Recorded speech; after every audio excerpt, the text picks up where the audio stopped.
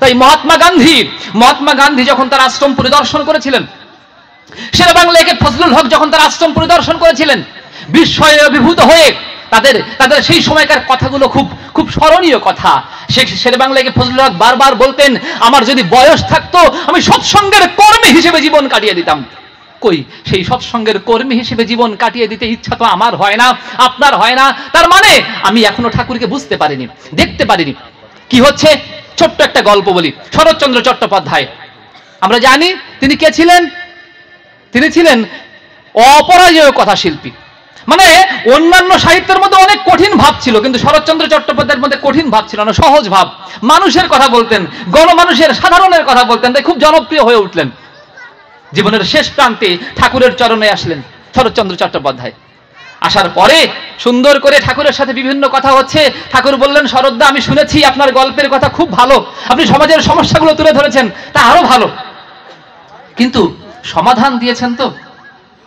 ঠাকুর কেমন? বলেন তো, সাহিত্য শব্দের অর্থ কি? শরৎচন্দ্র চট্টোপাধ্যায় নাম করা উপন্যাস লিখে বিখ্যাত হয়েছেন। তাকে ঠাকুর প্রশ্ন করছেন, বলুন শরৎদা, সাহিত্য অর্থ কি? শরৎচন্দ্র চট্টোপাধ্যায় এমন প্রশ্নের সম্মুখীন কখনো হননি। বলছেন, এই তো মানুষের কথা, গণমানুষের কথা আমাদের লেখনের ভিতর দিয়ে ফুটিয়ে তুলতে হয়। শরৎদা, সাহিত্য মানে তো ও নয়। সাহিত্য শব্দের মধ্যে হিত রয়েছে, হিত মানে কল্যাণ। যে লেখা, যে কবিতা, যে গল্প মানুষকে কল্যাণমুখী করে তোলে, তাকেই তো সাহিত্য বলা যায়। শরৎদা, আপনি যা লিখেছেন খুব ভালো, আপনি সারা জীবন ধরে সমাজের সমস্যাগুলো তুলে ধরেছেন, যদি সমাধান না দেন তাতে কি মানুষের উপকার কিছু হলো নাকি ক্ষতি হয়ে গেল? ধরেন এখানে একজন বাথরুম করে রেখেছে, অনেকদিন পরে ময়লা জমে গেছে, উপরে ধুলা পড়ে গেছে, অনেক কিছু পাতা পড়ে গেছে, যেটুকু ক্ষতি হতো ওই জমে যাওয়ার পর আর ক্ষতি হচ্ছে না। খুব ভালো, আপনি এসে বললেন কি এখানে ময়লা রয়েছে, আপনি ওটা এলোমেলো করে দিলেন, দিয়ে আর পরিষ্কার করলেন না, তাতে উপকার হলো না ক্ষতি হলো? শরৎচন্দ্র চট্টোপাধ্যায় জীবনের শেষ প্রান্তে এতগুলো উপন্যাস লেখার পর সাহিত্য কাকে বলে তা শিখছেন শ্রী ঠাকুর অনুকূল চন্দ্রের কাছে। দিস ইজ শ্রী ঠাকুর অনুকূল চন্দ্র। নাম করা মানুষগুলো যখন তার কাছে এসেছে, তার কাছে নতুন করে দীক্ষা নিয়েছে, তার জিনিসের দীক্ষা মানে শুধু ওই একটু অং বং ঠং মন্ত্র নেওয়া নয়, তারা জীবনের মূল মন্ত্রটা শিখে গিয়েছে তার কাছ থেকে। কি সেই জীবনের মূল মন্ত্র? শ্রী ঠাকুর অনুকূল চন্দ্র শরৎচন্দ্র চট্টোপাধ্যায়কে বললেন, তাই আমার মনে হয় শরৎদা, দেবদাস না লিখে বিপ্রদাস লেখা ভালো। শরৎচন্দ্র চট্টোপাধ্যায়ের জীবনের শেষ উপন্যাস, একমাত্র মিলনাত্মক উপন্যাস বিপ্রদাস। কিন্তু কেউ জানে না কেমন করে ওই শরৎচন্দ্র চট্টোপাধ্যায়, যার আজীবন নেগেটিভ মাইন্ড, নেতিবাচক একটা মানসিকতা ছিল, আজীবন ধরে নেতিবাচক সাহিত্য রচনা করেছেন, কোন পরশ পাথরের স্পর্শে ওই শরৎচন্দ্র চট্টোপাধ্যায় জীবনে উল্টো একটা উপন্যাস বিপ্রদাস লিখে ফেলল। তিনি শ্রী ঠাকুর অনুকূল চন্দ্র। তার কাছে আছে রাজনীতির নতুন পাঠ শিখেছেন। সেটা বাংলায় কি ফজলুল হক, হোসেন শহীদ সোহরাওয়ার্দী, এই বাংলার সন্তান, দেশবন্ধু চিত্তরঞ্জন দাস, নেতাজি সুভাষচন্দ্র বোস, তিনি শ্রী ঠাকুর অনুকূল চন্দ্র। আপনারা তাকে যাই মনে করুন না কেন, তার কাছে যে গিয়েছে সে তার জীবনের অনেক বড় পর্যায় থেকে গিয়ে তার কাছে শিশু হয়ে গিয়েছে। তাই আমার কবি নজরুল গেয়েছিলেন না, খেলি ছয়ে বিশ্ব লয়ে বিরাট শিশু আনমনে। তিনি শিশু বটে, কিন্তু কেমন শিশু? বিরাট শিশু। আচ্ছা, শেষ কথা হচ্ছে এই, কি তিনি করেন, কি বদল দেন? দেখেন, আমরা এতদিন ধরে ধর্ম সম্পর্কে কত কিছু জেনেছি, ধর্মকর্ম করতে হবে, নাম ধ্যান করতে হবে, কেন? বলছে জীবনের উদ্দেশ্য মোক্ষ লাভ। বলছি না, সব শাস্ত্রে বলছে জীবনের উদ্দেশ্য মোক্ষ লাভ, ঈশ্বর প্রাপ্তি। মজার বিষয় দেখেন, ঠাকুর অনুকূল চন্দ্র, শ্রী ঠাকুর অনুকূল চন্দ্র তার এই যুগে এসে বলছেন জীবনের উদ্দেশ্য অভাবকে একদম তাড়িয়ে দেওয়া। কি মজার বিষয়! কোথায় ঈশ্বর প্রাপ্তি, কোথায় ধর্ম প্রাপ্তি, এ সমস্ত কোনো কথার বালাই নেই। তিনি বলছেন জীবনের উদ্দেশ্য অভাবকে একদম তাড়িয়ে দেওয়া। দেখেন তো দাদা ও মায়েরা, একটু চিন্তা করে দেখেন তো আপনার মনের কথাটা কিনা। আপনার ঘরের মধ্যে যদি অভাব থাকে, আপনার কোনো কিছু ভাল লাগবে? আপনার মনের মধ্যে কোনো কিছুতে শান্তি হবে না। আপনাকে বলতে, কেমন আছেন মা, কেমন আছেন দাদা? না দাদা, এই সমস্যা, এইটা নাই, বইটা নাই, এ হয় না, তা হয় না, আর পেরে উঠছে না। মানে এই যুগটা তো ওই ঠাকুর এসে বলছেন, বাবা ওইটাই তো ধর্ম, ওই অভাবকে তুমি একদম তাড়িয়ে দাও। এ কেমন কথা? জীবনের উদ্দেশ্য অভাবকে একদম তাড়িয়ে দেওয়া মানে কি? আমরা অভাব তাড়াই কেমন জানেন? এই খাবারের অভাব তাড়ালাম, বস্ত্রের অভাব আসলো, বস্ত্রের অভাব তাড়ালাম, রোগ শোকের অভাব আসলো, রোগ শোকের অভাব তাড়ালাম, এ অভাব আসলো। একটা অভাব যায় আরেকটা আসে, একটা অভাব যায় আরেকটা আসে। এরকম করে অভাব তাড়ানো যায় না। যাকে নিয়ে চললে, যে পথে চললে অভাব ঢুকতেই পারে না, ওটা হচ্ছে অভাব তাড়ানোর পথ। তাই বলা হচ্ছে কি, জীবনের উদ্দেশ্য অভাবকে একদম তাড়িয়ে দেওয়া, আর ধর্মই তা করতে পারে। তাহলে ধর্মের প্রয়োজনীয়তাটা কোথায়, ধর্মের মূল কাজটা কি, ঠাকুর এসে সেটাই যুগে বোঝালেন। কি, যে ধর্ম আর কিছু নয়। তুমি ভালো করে ভালো থাকতে চাও তো? বলে হ্যাঁ, তাই তো থাকতে চাই। তুমি যদি ভালো থাকতে চাও তো ওটাই তোমার ধর্ম। আচ্ছা, কি তুমি শুধু শুধু ভালো থাকতে চাও? না, আমি ভালো থাকতে চাই, যেমন আমি দিনের পর দিন উন্নতিও করতে চাই।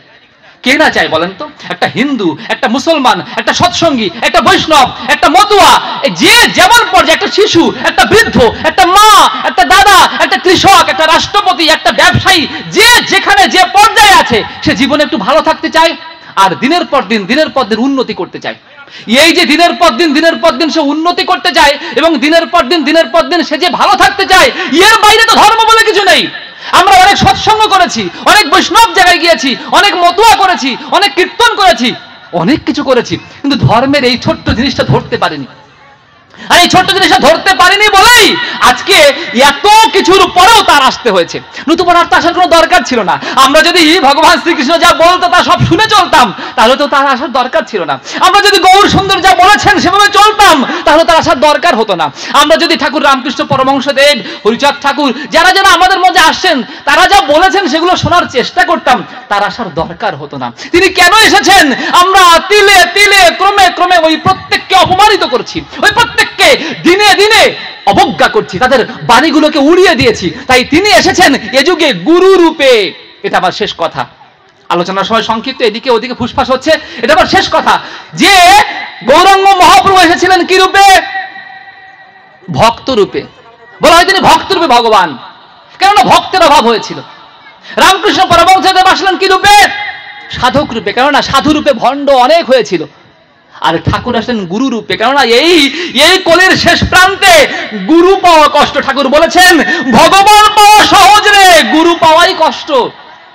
গুরু যদি না হয় ভগবান হয় না। তাই বৈষ্ণব শাস্ত্র বলছে যে গুরু রুষ্ট হলে কৃষ্ণ রাখিবারে না রে, কিন্তু কৃষ্ণ রুষ্ট হলেও গুরু রাখিবারে পারে। সে কোন গুরু? ভাগবত স্পষ্ট বলছেন, সদ্গুরুই একমাত্র গুরু, আর কোনো গুরু নেই। সদ্গুরু ছাড়া দুনিয়ায় গুরু বলতে কিছু নেই।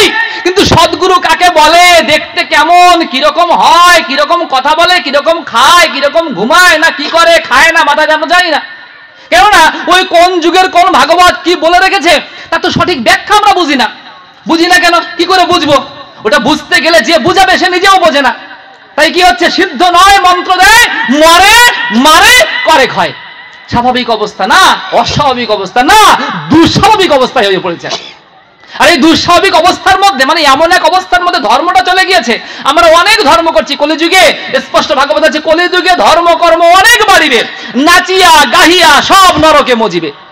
এ কি সাংঘাতিক বাণী, এ কোন সাংঘাতিক বাণী! সেই সাংঘাতিক সময়ের জন্য সহজ উপায় নিয়ে তারা সাথে তিনি গুরু রূপে ভগবান, আর কিছু না। সদ্গুরু, এমন এক সদ্গুরু। ওই রামকৃষ্ণ পরমহংসদেব বলেছিলেন, দেখ বৈদ্য কেমন হয় জানিস, মানে ডাক্তার।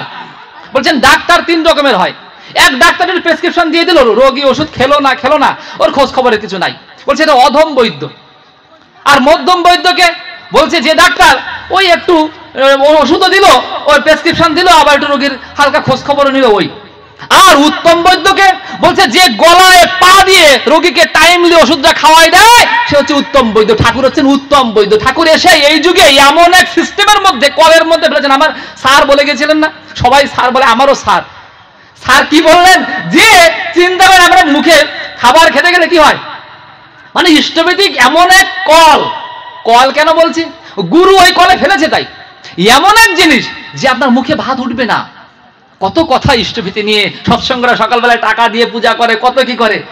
চিন্তা করে দেখেছেন একবার ইষ্টভীতি কি জিনিস? শাস্ত্রে বলছে নিকুম্ভিলা যজ্ঞ। ঠাকুর এসে বলছেন নিকুম্ভিলা যজ্ঞের এই ছোট্ট রূপ আমার দেওয়া। কেমন রূপ!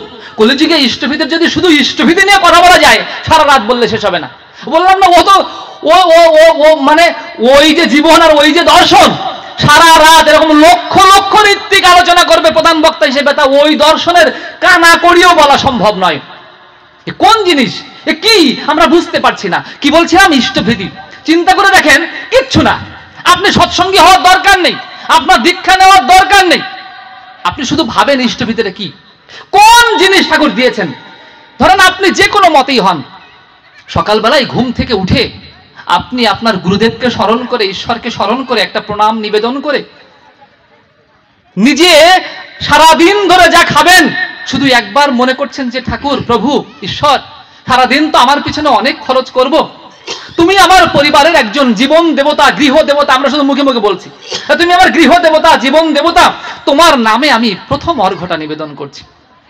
দেখেন, একজন অনিচ্ছা সত্ত্বেও কি করছে, মানে সে মোটে তার ইচ্ছা না ইষ্টভীতি করার, কিন্তু যদি করে তাহলে কি করছে, সকালে ঘুম থেকে উঠেই কিছু না হলেও তার গুরুদেবকে এটা প্রণাম করছে, কিছু না হলেও ঈশ্বরের স্মরণ করছে, কিছু না হলেও একবার নাম জপ করছে, কিছু না হলেও একটা প্রণাম করে নিবেদন করছে।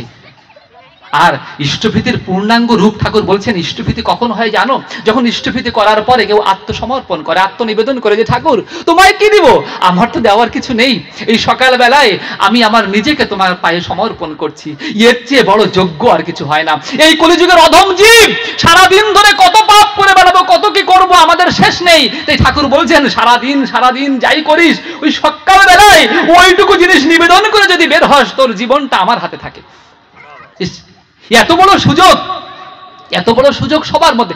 আপনার দীক্ষা নেওয়ার দরকার নেই, আপনি যে গুরুর দীক্ষা নিয়েছেন, যেখানে যা করেছেন, আপনি নিয়মিত ইষ্টভীতি করে দেখেন, নিয়মিত আপনি 30 দিনের দিন আপনার গুরুর কাছে পাঠান, দেখবেন 1 মাস পরে, 2 মাস পরে আপনার মনের মধ্যে এমন একটা তৃপ্তি জন্মাবে, এমন একটা ভরসা জন্মাবে, আপনার কাছে মনে হবে কি একটা যোগ আপনার সাথে তৈরি হয়েছে। ঠাকুর তাই বলছেন, ওই যোগটা খুব দরকার, নতুবা ঝড়ে পড়ে যায়। ঠাকুর বলেন, ইষ্টভীতি কেমন জানো? ইষ্টভীতি হচ্ছে একটা গাছের ফলের মতো। একটা গাছের ফল, একটা গাছের ফল দেখেছেন? ওই ফল আর গাছের মধ্যে ছোট্ট একটা জিনিস থাকে, কি বলেন তো? বোটা। ইষ্টভীতি হচ্ছে বোটা, আমরা হচ্ছি ফল, ঠাকুর হচ্ছেন গাছ, অমৃত বৃক্ষ। ওই অমৃত বৃক্ষের এই ফল যদি রস পেতে চায়, তাকে ইষ্টভীতি রূপ ওই মঙ্গল যজ্ঞ ছাড়া তা সম্ভব হয় না। এ কেমন জিনিস? ওই ছোট্ট বেলায় যখন ছোট্ট একটা কাঁঠাল থাকে, দেখবেন ওর বোটাটা যেমন থাকে, ওই কাঁঠালটা বড় হতে হতে যত বড়ই হোক, বোটা কিন্তু বড় হয় না। ইষ্টভীতি ঠিক ওই রকম জিনিস। আর কি করে? আমাদের অহংকারকে নাশ করে দেয় ইষ্টভীতি, অহংকারটা শেষ করে দেয়। বিভিন্ন জায়গায় দেখবেন কি, অমুক মন্দিরে এত টাকা দিয়েছে, দেওয়ার পর একটা টাইলস দিয়ে দেয়, আমার বাবা মা স্মৃতির উদ্দেশ্যে দিয়ে দিলাম। আছে না কত রকম, কত রকমের কত অহংকার। আর ইষ্টভীতি প্রত্যেকদিন ঘরের মধ্যে গোপনে, একান্ত সংগোপনে আমি নিবেদন করছি। আমি 1 টাকা নিবেদন করছি না 500 টাকা নিবেদন করছি, কেউ জানে? আচ্ছা, এই যে আজকে আনন্দবাজারের ব্যবস্থা হয়েছে, এখানে কি যারা বেশি বেশি ইষ্টভীতি করে তাদের জন্য আলাদা লাইন আছে নাকি? কিন্তু আমাদের ধর্মে আছে। কিন্তু দেখবেন পূজার মণ্ডপে যদি কেউ 20 লাখ টাকা, 20 লাখ টাকা তো দেয় না, যদি কেউ 20,000 টাকা চাঁদা দেয় দুর্গা পূজায়, আসার সাথে সাথে বাবু আইছে, বাবু আইছে, ব্যস্ত, চেয়ার নেশো, চেয়ার, মানে পূজা টুজা সব বন্ধ, আগে বাবু আর আমরা সব কাবু। এটা আমাদের ধর্মের উপহাস। বাস্তবতা কিন্তু এই যে টাকার জন্য ধর্মকে নিয়ে কাড়াকাড়ি, ঠাকুর এসে এখানে বলছেন, তুমি যা দেবে গোপনে তা তোমার সাধনার ব্যাপার, তো তোমার সাথে কোনো টাকা পয়সার সম্পর্ক না। সকালবেলায় গোপনে তুমি তোমার প্রভুকে নিজেকে আত্মনিবেদন করবে। এমনি করে অনেক বড় বড় জিনিস, বড় বড় দর্শন, বড় বড় জিনিস তিনি পায়ে চেপে ধরে উত্তম বৈদ্যের মতো গেলাচ্ছেন আমাদের। তাই তিনি পুরুষোত্তম। তিনি ওই রকম 4টিখানি গুরু নন, তিনি ওই রকম অমুক গুরু তমুক গুরু তমুক গুরু না। বলছেন কি, সবার পূরণ করেন যিনি, তাহারই মুখে বিধির বাণী। কোনদিন, আমি চ্যালেঞ্জ দিয়ে বলছি, কোনদিন কেউ এসে দেখাতে পারবেন না কোন বৈষ্ণব দর্শনের সাথে ঠাকুর কোন দর্শনের অমিল আছে। কেউ এসে দেখাতে পারবেন না মতুয়া দর্শনের সাথে ঠাকুরের দর্শনের কোনো অমিল আছে। কেউ এসে দেখাতে পারবেন না রামচন্দ্রের রামায়ণের যে নীতিবাক্য, তার সাথে ঠাকুরের কোনো অমিল আছে। কেউ এসে দেখাতে পারবেন না বৌদ্ধ ধর্মের যে অশান্তি ও যে অহিংসা এবং শান্তির বার্তা, তার সাথে ঠাকুরের কোনো অমিল আছে। কেউ দেখাতে পারবেন না আমার প্রভু যিশু যে শান্তির বার্তা দিয়েছেন, তার সাথে ঠাকুরের কোনো অমিল আছে। তার মানে কি, যে যখন যা এনেছেন ওই সব কিছুকে এক করে ঠাকুর এনে এবার সংক্ষিপ্ত রূপ দিলেন, তাই তিনি যুগ পুরুষোত্তম।